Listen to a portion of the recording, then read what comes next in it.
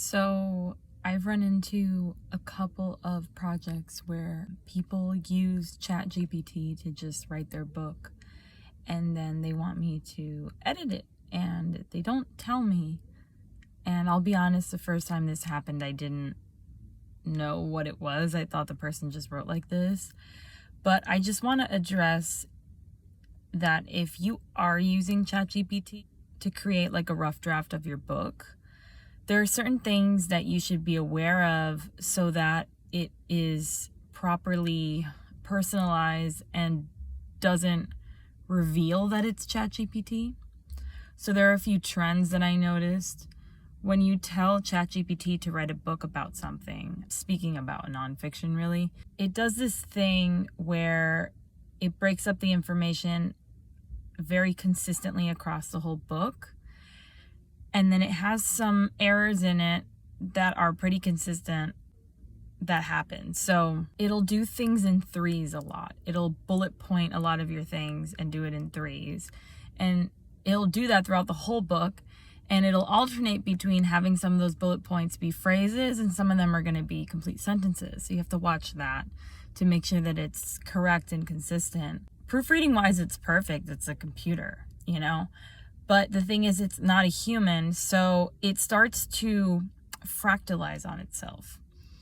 For example, it'll have the beginning of the chapter will kind of jot down the basics, which, to be honest with you, sounds like when your paper is due at 8 a.m. and you start it at 7 and you just bullshit something. It just sounds kind of like that, especially intros and conclusions.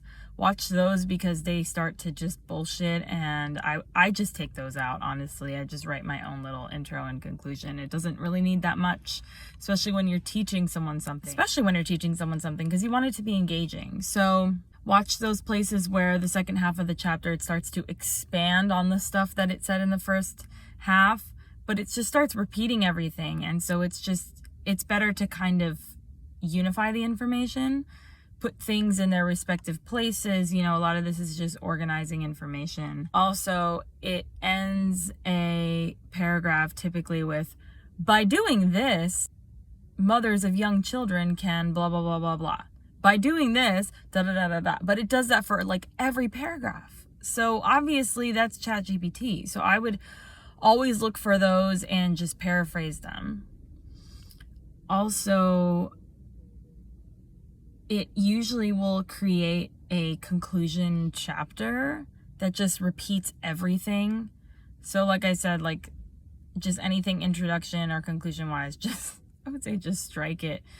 Just vary the bullet points, maybe turn them into paragraphs, or take paragraphs and make them into bullet points. Certain sentences can be broken up into bullet points more. There are just so many different things you can do to make it like look more random and kind of like personalize it. Add your own anecdotes, add in like your own little tips that you have, like expert tips. Write your own intros and conclusions, but add really personalized information. If you're speaking to moms of young children, say this is what I think. I would suggest you do this when you do this, blah, blah, blah, because the computer doesn't do that. It just kind of makes everything really general. And watch the bias, because it'll just like go with your bias, but it doesn't necessarily fact check itself. And it has a warning on there about it. But I would say just use ChatGPT as a placeholder and a way to like trigger your imagination and stuff like that. But it is not in any way, shape, or form ready for production or proofreading even. Like, I mean, with proofreading, it's like, it's already proofread, but it's like, it's not human. It needs to be edited in a way by the author, I would say, that makes it personalized to that author. Because if not, we can all tell, and then eventually all books are going to be ChatGPT, and then nobody's going to read books anymore. Like, you know, I know that's not going to happen. I'm being extreme, but because people like to write books. But I'm saying, like, if that's your approach, like, bro, we can tell that you didn't write this, and then someone can tell, and then they're not going to read your book, and they're not going to like go with your CTA or whatever, you know. So anyway, just some tips for you. Let me know if it helps.